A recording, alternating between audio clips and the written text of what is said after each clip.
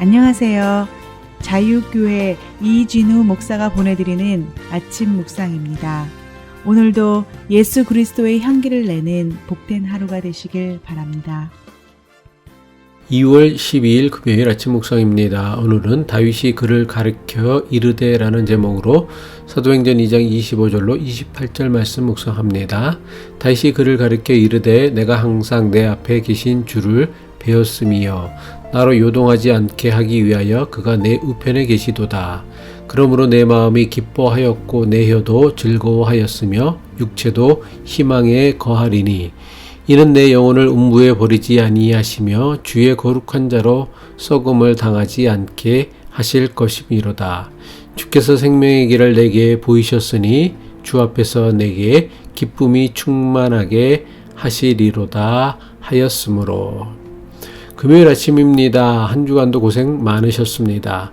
주님의 평화를 누리는 주말 되시길 축복하며 금요일 아침 묵상 시작합니다. 베드로는 예수님이 하나님께서 보내신 메시아라는 사실을 세 가지 사건으로 설명하였습니다. 첫째, 예수님께서 생전에 하나님께서 주신 능력으로 큰 권능으로 표적과 기사를 행하셨다는 것입니다. 두 번째, 예수님께서 하나님의 뜻을 이루기 위해 십자가에 달려 돌아가셨다는 것입니다. 셋째, 예수님께서는 죽음으로 끝나지 않으시고 사망의 권세를 물리치고 부활하셨다는 것입니다. 이 세 가지가 베드로가 예수님이 하나님께서 보내신 메시아란 사실을 설명하는 베드로의 설교입니다. 오늘 아침 묵상에서 살펴볼 말씀은 베드로가 이스라엘 사람들에게 다윗이 지은 시편의 말씀을 인용하여 계속해서 예수님이 하나님께서 보내신 메시아라는 사실을 설명하는 말씀입니다. 베드로가 다윗의 시편을 인용하여 예수님이 메시아이심을 설명하는 이유는 이스라엘 사람들은 하나님께서 보내실 메시아가 다윗의 후손으로 온다고 믿었기 때문입니다. 이스라엘 사람들은 구약 성경에 기록된 여러 예언을 통해 장차 하나님께서 보내실 메시아가 다윗의 후손으로 오신다고 믿었습니다. 이스라엘 사람들의 메시아에 대한 믿음을 너무나 잘 알고 있는 베드로는 다윗의 시편을 인용하여 예수님이 하나님께서 보내신 메시아라는 것을 설교한 것입니다. 베드로가 사도행전에서 인용하고 있는 다윗의 시편은 구약성경 시편 16장 8절로 11절까지의 말씀입니다. 내가 여호와를 항상 내 앞에 모심이여 그가 나의 오른쪽에 계심으로 내가 흔들리지 아니하로다. 이러므로 나의 마음이 기쁘고 나의 영도 즐거워하며 내 육체도 완전히 살리니 이는 주께서 내 영혼을 수월에 버리지 아니하시며 주의 거룩한 자를 멸망시키지 않으실 것임이니이다. 주께서 생명의 길을 내게 보이시리니 주의 앞에는 충만한 기쁨이 있고 주의 오른쪽에는 영원한 즐거움이 있나이다. 이스라엘 사람들은 처음에는 예수님을 하나님께서 보내신 메시아로 믿고 따랐습니다. 하지만 나중에는 자신들이 따르던 예수님이 하나님께서 보내신 메시아가 아니라고 여겼습니다. 이스라엘 사람들이 예수님을 하나님께서 보내신 메시아로 믿지 않았던 가장 결정적인 이유가 무엇입니까? 메시아라고 하시는 예수님께서 자신들이 바라고 소원하는 것을 이루어 주지 않으셨기 때문입니다. 그렇다면 이스라엘 사람들이 메시아에게서 바라고 기대했던 것이 무엇입니까? 오랜 세월 동안 로마 제국의 식민지로 지나야 했던 조국 이스라엘의 독립과 해방이었습니다. 이스라엘 사람들이 기대했던 메시아는 이스라엘을 로마 제국으로부터 해방하여 다윗 시대와 같은 찬란한 역사를 이루시는 분이었습니다. 하지만 예수님께서는 이스라엘의 해방은커녕 종교 지도자들과 로마 제국에 의해 십자가에 달려 죽임당하셨습니다. 무기력하게 무능력하게 조롱당하며 십자가에 달려 죽임당하는 예수님을 보고는 더는 그를 메시아로 믿는 사람은 없었습니다.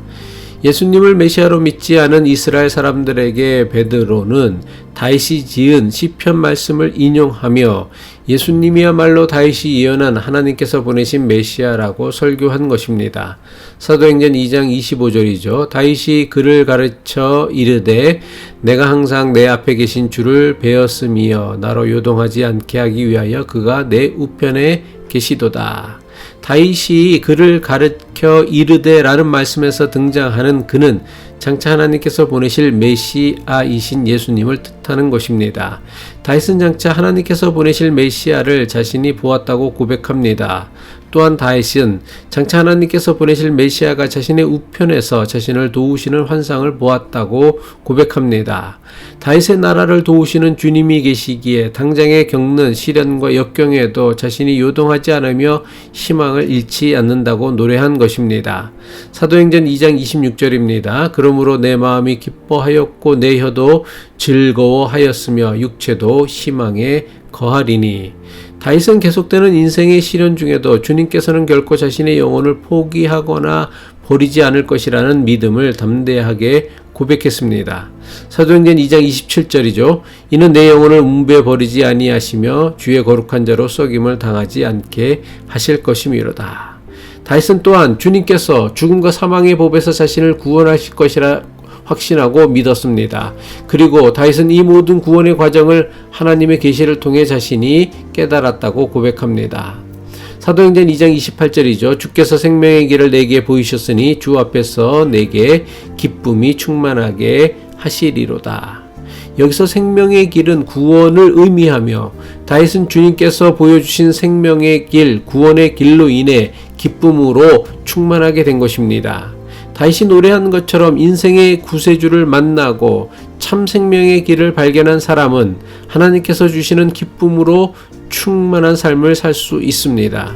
예수님을 믿는다고 하면서도 삶에 기쁨이 없고 표정이 굳어 있고 늘 심각한 삶을 살아가는 이유가 무엇입니까? 구세주 되시는 예수님께서 보여주시는 생명의 길을 따르지 않고 자신이 원하는 길로만 가려고 하기 때문입니다. 다시 말해 예수님을 자신의 구세주가 아니라 자기의 뜻이나 소원 또는 성공을 이루어주는 분으로 여기기 때문입니다. 우리가 예수님을 메시아, 구세주, 그리스도로 믿는다는 것이 무엇을 의미합니까? 예수님께서 우리에게 보여주시고 인도하여 주시는 길이 구원의 길이며 생명의 길이라는 것을 믿는 것입니다.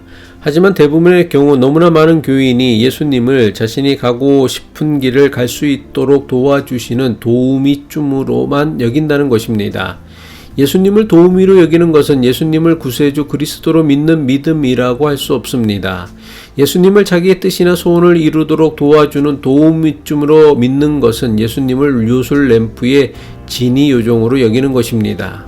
다윗은 계속되는 인생의 환난과 역경 중에서도 조금도 요동하지 아니하고 기쁨과 소망이 넘치는 삶을 살았다고 고백합니다. 다윗이 고백한 것처럼 계속되는 인생의 역경과 고난 중에도 흔들리지 않고 기쁨이 넘치는 삶을 살기를 원하십니까? 그렇다면 예수님을 자신의 꿈이나 성공을 이루도록 도와주시는 도우미가 아니라 우리를 생명의 길, 진리의 길, 구원의 길로 인도하시는 구세주 그리스도로 믿어야 합니다. 기도하겠습니다. 내 뜻과 소원을 이룰 때 참 생명과 구원의 길이 열리는 것이 아니라 구세주 되시는 주님이 보여주시고 가르쳐 주신 길을 따라 살아갈 때만 참 생명과 구원의 길이 열린다는 것을 깨닫게 하옵소서. 주님이 보여주신 생명의 길을 따라 살아감으로 세상이 줄 수 없는 오직 예수님만 주시는 참된 기쁨과 평화를 누리며 살게 하옵소서. 예수 그리스도의 이름으로 기도합니다.